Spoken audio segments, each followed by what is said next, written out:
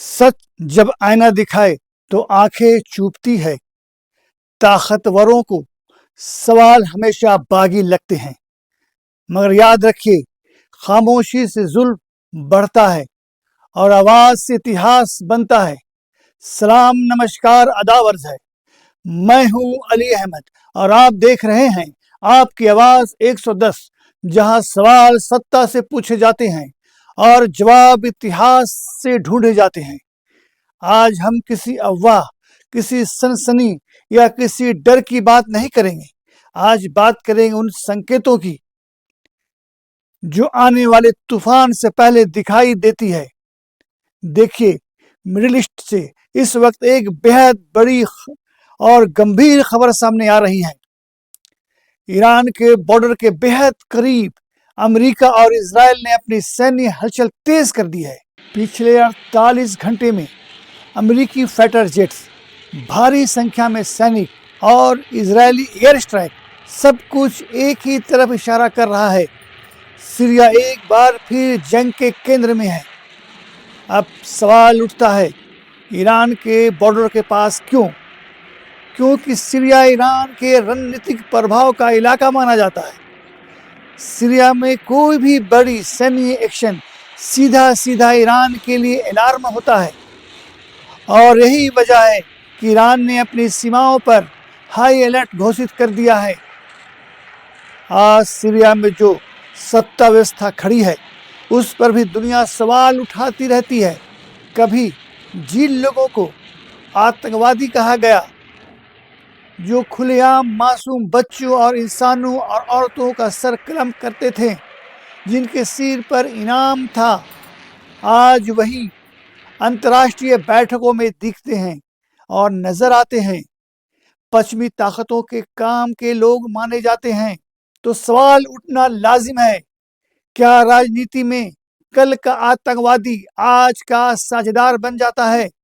और अगर ऐसा है तो फिर आम लोगों को सच कैसे समझ में आएगा, कौन आतंकवादी है और कौन नहीं?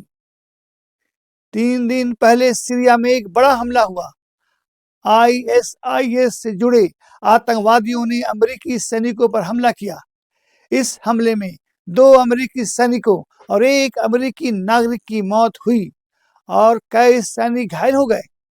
यह हमला उस वक्त हुआ जब अमेरिकी सैनिक आतंकवादी विरोधी अभियान के तहत मीटिंग में थे। हमलावर को मौके पर ही मार दिया गया। इस हमले के बाद अमेरिकी राष्ट्रपति डोनाल्ड ट्रंप का बयान आया। उन्होंने कहा, ISIS को पूरी तरह खत्म किया जाएगा, अब बड़ा एक्शन होगा।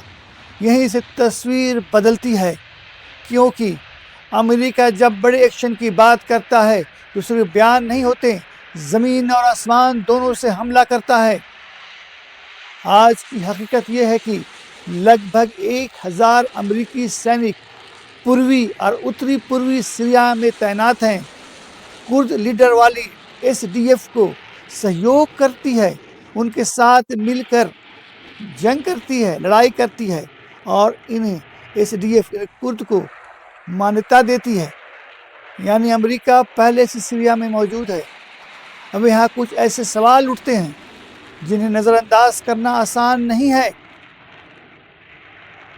जब अमेरिका की फौजें पिछले कई सालों से पहले ही सीरिया में मौजूद है, तो फिर सवाल यही है कि इतने सालों में ISIS ख़त्म क्यों नहीं हुआ?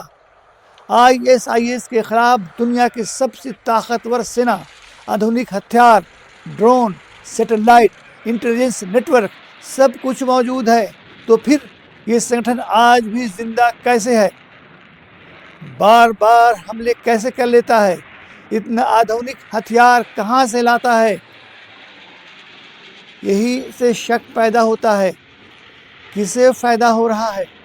इतिहास गवाह है कि जहाँ जहाँ आतंकवाद का नाम लेकर बड़ी ताकतें दाखिल हुई, जैसे वियतनाम, इराक, अफगानिस्तान, वहाँ पहले आतंकवाद का डर दिखाया गया, फिर फौज अड्डे बनाए गए और बाद में तेल, गैस और रणनीतिक इलाकों में पकड़ मजबूत हुई। तो सवाल ये है, कहीं आईएसआईएस के बहाने मिडिल ईस्ट में टिके रहने का एक बहाना तो नहीं है। हम आरोप नहीं लगा रहे हैं, लेकिन इतिहास के पन्ने ऐसे सवाल उठाने पर मजबूर करते हैं। अब सवाल सिर्फ इतना है, क्या यह एयर स्ट्राइक होगी? क्या अमेरिका की फौजें आईएसआईएस का बहाना लेकर इराक की तरह सीरिया में दाखिल होगी, जबकि पहले से ही सीरिया में अमेरिकी फौज तैनात है, इसके मिलिट्री बेस भी मौजूद हैं। अब एक और अहम बात, हाल ही में ऑस्ट्रेलिया में एक बड़ा हमला हुआ और वहां भी आईएसआईएस का नाम सामने आया। इसी दौरान ऑस्ट्रेलिया ने फिलिस्तीन के लिए अलग राज्य की मांग का समर्थन किया। तो सवाल उठता है, क्या ये सिर्फ इत्तेफाक है या फिर अंतर्राष्ट्रीय राजनीति में दबाव बनाने का एक और तरीका? हम आरोप नहीं लगा रहे, लेकिन इतिहास को नज़रअंदाज भी नहीं कर सकते।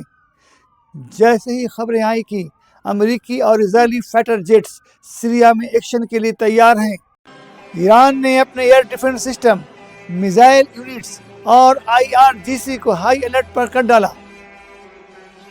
स्पष्ट संदेश है, कोई भी जेट हमारी सीमा के करीब आए तो जवाब मिलेगा। कल रात इजरायली फोर्स ने सीरिया में रेड करने का दावा किया आतंकवादियों की तलाश में, लेकिन यह परमिशन किसने दिया इजराइल को कि दूसरे मुल्क में आकर वहां तलाश अभियान चलाए? इस कारण से स्थानीय लोगों से झड़प हुई, 5 से 6 इजरायली सैनिक घायल हुए। इसके बाद इजरायली एयरफोर्स ने भारी गोलीबारी की, यानी जमीन पर भी हालात बिगड़ चुके हैं। असद सरकार के हटने के बाद सीरिया में रूस का असर कम हुआ, लेकिन रूस अब भी सीरिया को छोड़ने के मूड में नहीं। रूस चाहता है सीरिया में स्थिर सरकार हो जो उसके हितों के खिलाफ नहीं हो। इसलिए रूस, ईरान की नजरें एक ही जगह टिकी हैं, सीरिया पर।